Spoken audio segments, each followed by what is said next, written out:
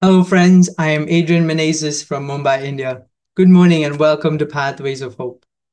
Today's gospel is taken from Matthew chapter 14, verses 13 to 21. It is the feeding of the 5,000, a very famous, well known passage. Fun fact about this story, though, is that it is the only miracle that is mentioned in all the four gospels. Of course, apart from the resurrection of Jesus. One more interesting thing about this passage is that right at the start of the passage, it says that Jesus goes off to a lonely place.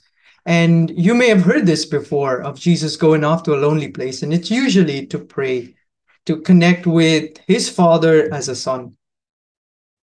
When did he do this in other places? He did this before the start of his public ministry, before he anointed or appointed or chose the 12 apostles. He did this to also rest and recuperate after hard work. But he also did this when he was grieving. He did this one more time, one last time, before he was arrested. We see that in these times, Jesus took longer times to go away, and these times were very important for him. Why? Because he came back stronger and ready for what God was leading him to. I think we need this much more now. We need to be alone with God. We need to make space for this in our life. And I want to encourage us right at the start here to do that, to go to that lonely place or alone place as regularly as you can, as regularly as possible. This doesn't mean that you have to go off somewhere, but it is to find space or time alone with God as often as possible. We need to be refreshed, we need to be strengthened, and we need to reconnect with our Father. If this was important for Jesus, then it should be important to us also. That's my first reflection from the feeding of the 5,000. Regularly find your alone time with your Father. The second one is the significance of the 5 loaves and the 2 fish. I would imagine that it was not even enough for Jesus and his 12 disciples. 5 loaves between 13 people. It's not that much, but they were going to survive on that somehow. It's already a pretty challenging situation. And Jesus challenges them even more. He says, you give them 5,000 of them something to eat. If I was there, I know I would already begin to complain.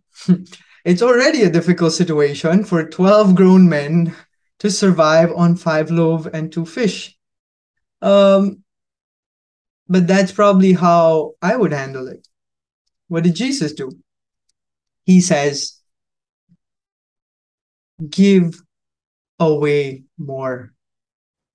Keep giving, even when you think you don't have enough. How? Even when I'm lacking, even when I'm longing, how can I keep giving? This is where logic stops and faith begins. It reminds me of the story of the Samaritan woman at the well. Jesus tells us, or he tells the Samaritan woman, if you knew who I was, you would ask me for living water, and I would give it to you. And you would never again come back to this well that you're getting water from, because a fountain will be there in you. What does he mean? He's saying, trust me. Trust me to do a miracle in your life, even when you think logically it's not possible. When you don't have enough, trust me to do a miracle. And if I ask you to keep giving, trust me to do a miracle. If you think you are in want, trust me to do a miracle. If you think you are lacking or longing for something, come to me, like the 5,000 people, and trust me to feed you. Not what you expect, right? But what I want to give you. Because Jesus knows what we need. He knows what is enough for you. And He knows what is more than enough for you. And do we believe this? I hope we do. The seemingly insufficient 5 loaves and 2 fish become the perfect number 7 when Jesus steps in. It becomes the perfect and abundant 7, the perfect number. Jesus steps in when you let Him work a miracle in your life. And this is my second reflection to this gospel. To stop putting God in a box, but to say yes to His call to keep giving. He is saying to you and to me, you give them something to eat. The people who are hungry, don't send them away hungry. You feed them. And where will you get the food to feed them? From Him, and from Him alone.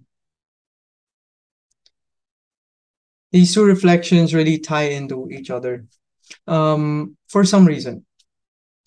First, find your alone time with the Lord, where He will fill you, where He will restore you, where He will strengthen you, so that you can respond to His call to keep giving.